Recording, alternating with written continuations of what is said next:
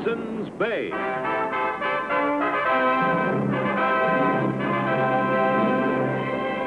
The saga of the great Hudson's Bay Fur Company.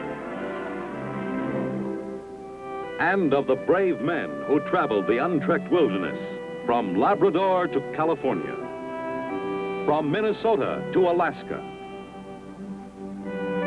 Starring Barry Nelson as Jonathan Banner, Hudson's Bay Man.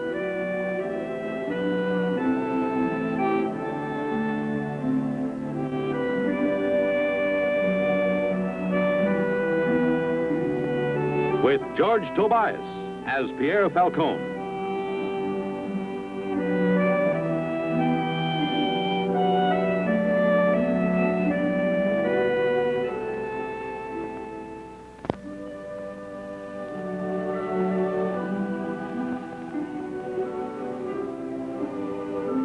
Working for the Hudson's Bay Company as a kind of ambassador in buckskins, I got used to almost any kind of assignment.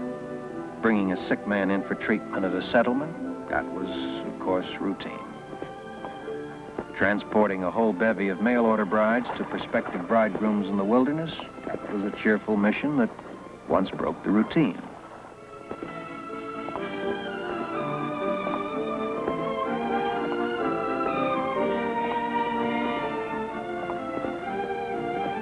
But during the early days of my service with the Hudson's Bay Company, a most peculiar, and I will say, a not very pleasant duty fell to my lot. Pierre Falcone and I were to be accompanied on our return from a long overland trip by a corpse.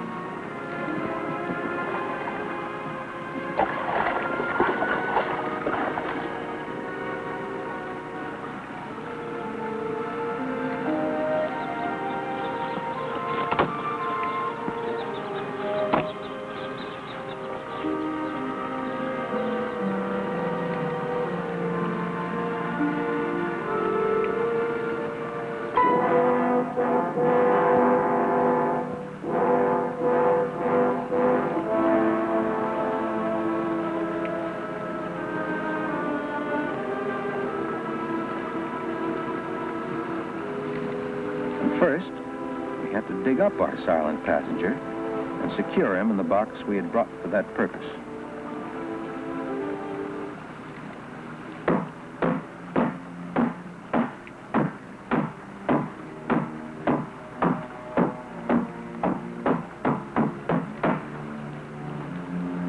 That ought to hold him till England, or doomsday.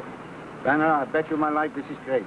The craziest thing we ever do. The worst is over. Let's get him on the wagon and be on our way. The worst is over. It is not begin. Oh, you think we are rid of him? Oh, no. We have to spend 5 days and 5 nights before we get him on the boat and get rid of him. Goodbye. Oh, well, this is a surprise. Pierre Falcone the Fearless, afraid of no living man. Oh, afraid of no woman. Now, it seems, is afraid of a corpse. A rather long dead corpse at that. Me afraid of this? Why? Up! There was a tree. With a bee on it, maybe. Afraid of this? Me? I just don't like it, that's all. A man lie here 2-3 years, absolutely dead, and we dig him up. How I explain this to my old mother? I only know what I told you. A man named Moore, accused of 3 murders in England, escaped to Canada, killed 2 more men, and somehow he wound up way out here. Kendricks befriended him and almost lost his life by way of thanks. He's such a good man, Kendricks. I bet you my life he didn't want to shoot him. He didn't want to shoot this fellow. Oh, excuse me. Even if this fellow tried to kill him. Well, he had no choice. But what I don't understand is, why was Moore buried with a dog? Or vice versa?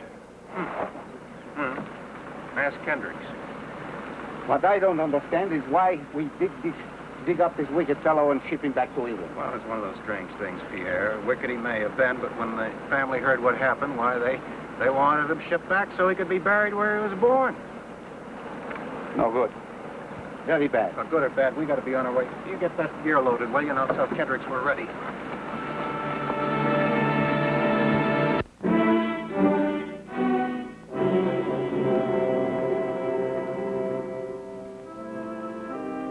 Ivor Kendricks himself was an odd sort of man, almost a hermit. There was an old story in the company about an unhappy love affair in his youth. At any rate, he seemed content to live out his life in the spot. Sometimes a year or even two would go by without his seeing another trader. He'd married recently. His wife was a girl of the shoe-swap tribes. Like him, she didn't talk much. We're ready to leave, Mr. Kendricks.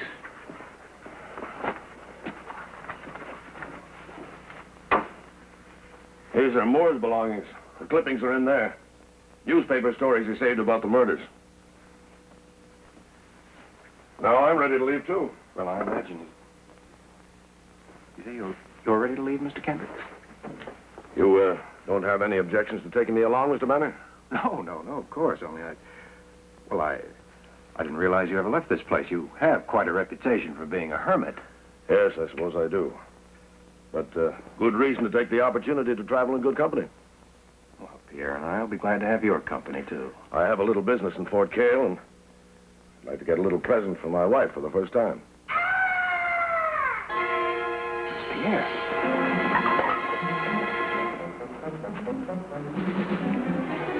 Pierre!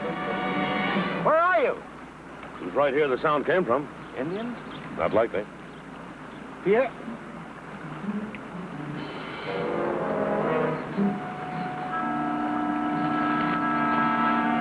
What happened? It spoke to me. I swear to you, it spoke to me. Who? That there. What did it say? Good morning? I swear to you. Don't make a fool of yourself, man. I'm not a fool of myself. It spoke to me. It must have been the horse. Can a horse speak? Well, it could have made some... Well, if the coffin spoke to you, what did it say? Words. Well, we're going south with our talking coffin. Ready to leave? No. You want to stay here, then?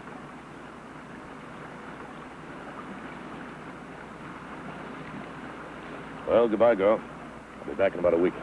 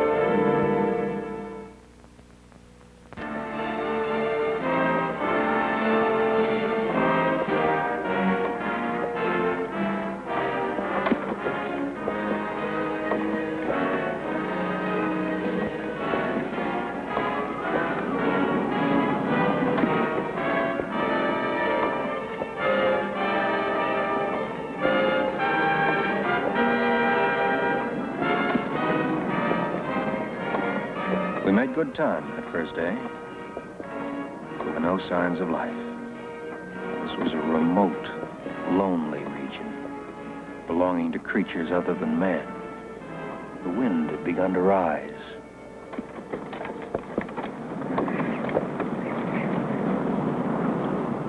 I think we better stop here, eh? I think we better stop here and shelter over there. Right. This wind gets any worse, we may be in for it. Storms get very bad in this country. Over there near the trees, Pierre. Unless you want to stay with our unseen friend here. What? I said, unless you want to stay with... No, wait. Hello! doing? I heard someone coming. Hello!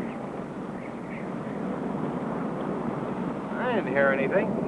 Who else would be around here? No one, I hope. It could only be Indians if it is anyone at all. Hello!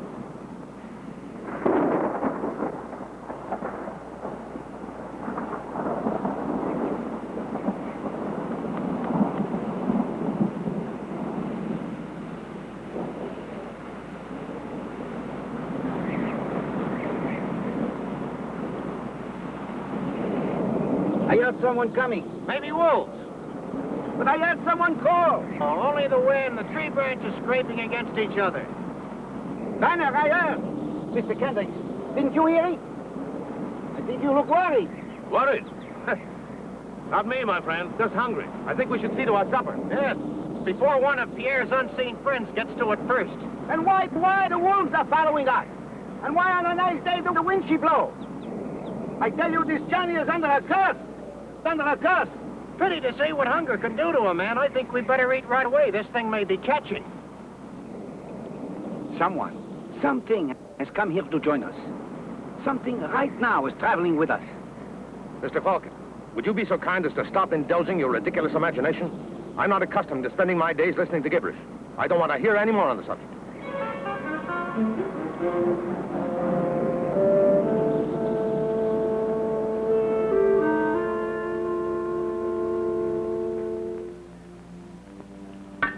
That was a good supper.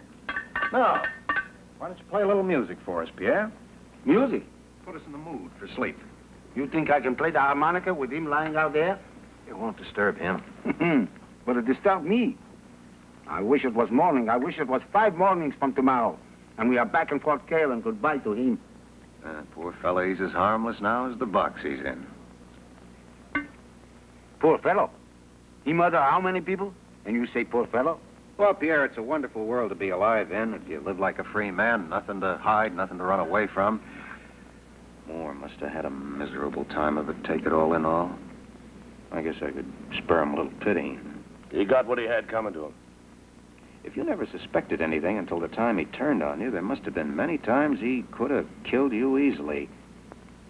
Mr. Kendricks, you're a very fortunate man to have escaped with your life.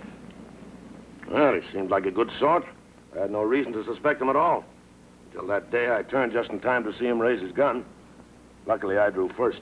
Good. You've got to learn to think quickly when you live alone out here. The dog wasn't as lucky. Dog? The one that was buried with Moore. We found the skeleton and part of the hide. Must have been a powerful animal. Oh, he was that all right. How his dog come to die? Same time as this fellow Moore. It wasn't Moore's dog. It was my dog. Your dog, Mr. Kendricks? Yes. Moore shot the dog before he tried to kill me. Man tried to kill my dog, he don't have to try to kill me. I kill him first. Well, any man who would kill a harmless animal for no reason must be sick in the head, Pierre. Sick? This man is more than sick. He is dead. And I'm glad. Excuse me.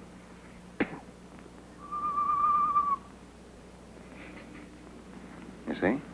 It doesn't pay to be rude. I meant no harm. No, it was just an owl. If it comes any nearer and sits high against the sky, I may be able to bring him down. Why? Why do that? It's perfectly harmless. Who's he going to hurt? Well, he frightened your friend here. And if we expect to get any sleep tonight... We'll sleep all right. At least nothing alive is going to keep Pierre awake while he's sleeping. Well, I'm a very sound sleeper myself. And at your age, Mr. Banner, you certainly must be a sound sleeper. Well, usually, yes, but tonight, Pierre and I are going to take turns staying awake. Staying awake, Mr. Banner? Well, suppose Pierre is right and something or someone is following us. Well, we can't take any chances. We look pretty foolish coming into Fort Cale with an empty coffin. I'll take the first watch. You two gentlemen get some sleep. I'll wake you, Pierre.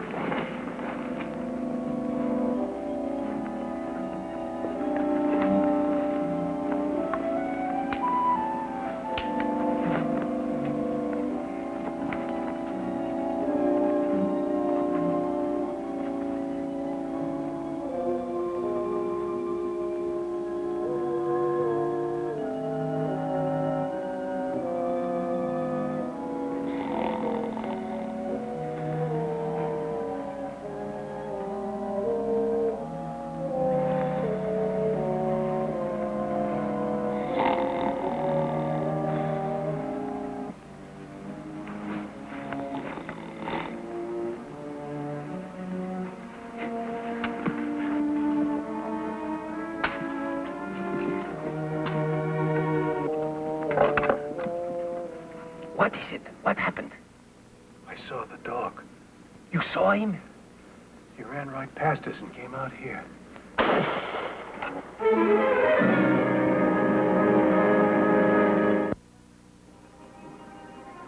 Kendricks, it's us! In the name of all the saints, what happened? What is it? You must have frightened them off, whatever it is. You shot low enough to frighten me. Now you are getting nervous, my friend. I shot way over your head naturally, man. What was it you were out here after? When I saw him, it was your dog. What kind of nonsense is this? I haven't got a dog. I think Pierre means the dog Moore killed, the big dog that you buried with Moore. Now, see here, man. Oh, I know it sounds foolish, and I wouldn't swear to it, of course. I may have dozed off and dreamed that I saw this huge dog circling around us till it streaked onto the wagon and left no tracks. You see? He saw him. It was the dead dog. I wish I'd seen him. I'd have... Well, I mean, I would have been able to show you it wasn't. Well, let's not talk any more about it. Nothing to be frightened of, Pierre. I'm sure that if Mr. Kendrick's friend is following us, it's only because he wants to keep an eye on the man who killed his master. Well, the sooner we get underway, the better.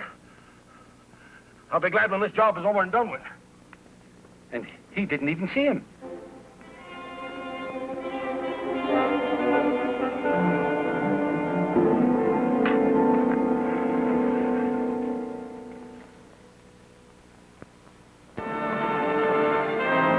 By sunrise, we'd eaten, packed, and moved out of our camping place. I was growing suspicious of Kendricks. The story of his dog.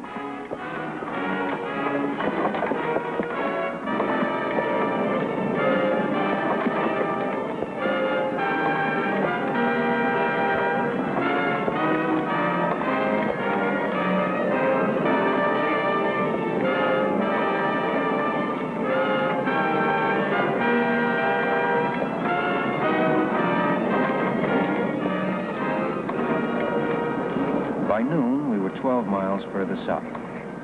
But then the wind grew intolerable, blowing against us this time. What do you make of this, Mr. Kendricks? I'd say it may be a very bad storm. We'd be better off under shelter. Where we find this? Well, there's an old cabin on the river. Can't be far west. Saw it on the way up.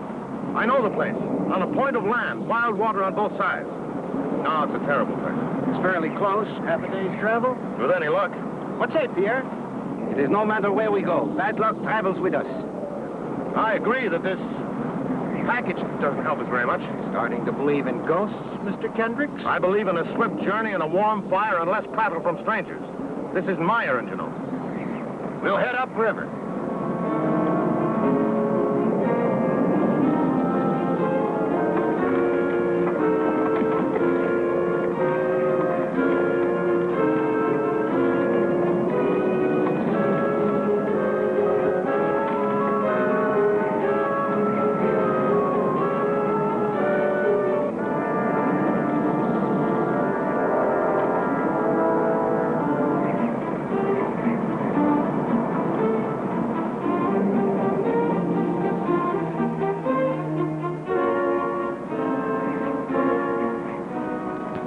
Already dark when we reached the river. We had difficulty finding the cabin, a grim, ruined place on a point of land surrounded by the noise of the water. The wind had increased against us. I'd never known such a wind that brought not a drop of rain. A dry, howling torrent of wind. Not the most cheerful place in the world, but it's a place to stay until the weather settles. Oh, Pierre, play something for us. Huh? Who knows a story? Trouble is, you know, people tell me stories and they just drift right out of my... Mr. Kendricks, there must be a story connected with that ring you're wearing around your throat.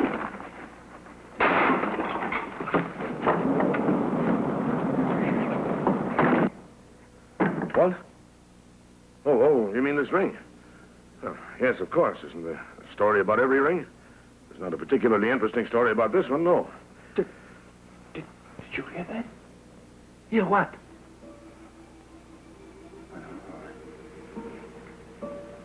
Sounded like the dog.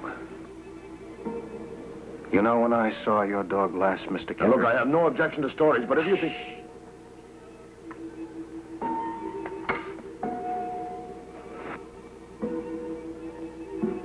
I thought I heard the dog scratching at the door. Oh, it was just a branch. For a moment, though, it's just that it's so vivid to me. I saw that dog so plainly. It was a beautiful animal. He walked around the campsite, and he looked at me, and he looked at Pierre, and then he walked very slowly toward you, Mr. Kendricks. And then a most peculiar thing happened. He stood still, and I heard him growl, and his hackles rose, and I could see the hair rise on his back, sharp like a saw. He bared his fangs, and I thought he was going to go right at your throat.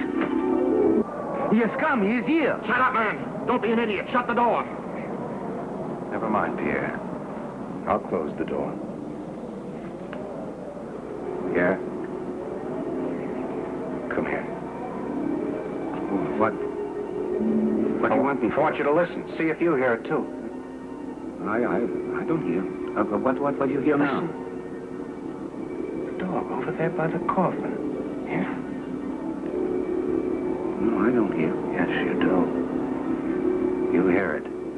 Oh, yes, I do. I Yes. Yeah. You didn't miss that. No, I didn't miss that. Look. You can see the dog there now, lying by the coffin. Yes, I see him. I see. Let's close the door, Pierre, and leave him in peace. Unless Mr. Kendricks wants to come and see his dog. Yes, I'll take a look at that blasted dog, and I'll show you your dog was nothing but a wolf, at the most. Just a moment, Mr. Kendricks. I think you'd better be warned. This is no ordinary dog you're going to see. Of course it isn't. It's probably a coyote, not even a wolf. It's Trader Kendrick's dog. Bullet wound shows as clear as day. Doesn't it, Pierre? Yeah, clear as day. The bullet hole. Right between the eyes. Right between the eyes. Where you shot him when he tried to defend his master. Yes, I shot him. At last I shot him. The sneaking beast, watching me day and night, never letting me out of his sight. It's enough to drive any man crazy. But I've got my gun, and nobody can best me now. Where is he? Where's that devil beast? Where is that dog, that hound of the devil? Throw your dog back! Throw your dog back, Kendricks! Want you to the heart this time! Throw him back, you hear? He is mad. He called Kendricks, and he is Kendricks. No, he isn't Kendricks. He's more. He killed Kendricks. Well, Blue, he is the murderer. Sure he is. We're going to have to get him under control. Listen, Kendricks. I took your place, and I'm going to keep it. I'll give you one more chance, Kendricks. Just one more.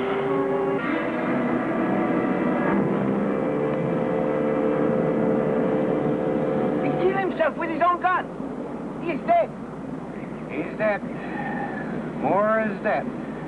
Now at last. Banner. Tell me, Banner. Did you see the dog? Yes or no? I see the dog. No. I take off my hat. You are a clever man.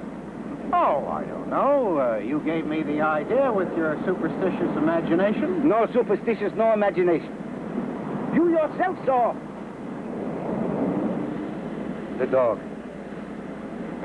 You know, in time, I probably would have come to believe it myself.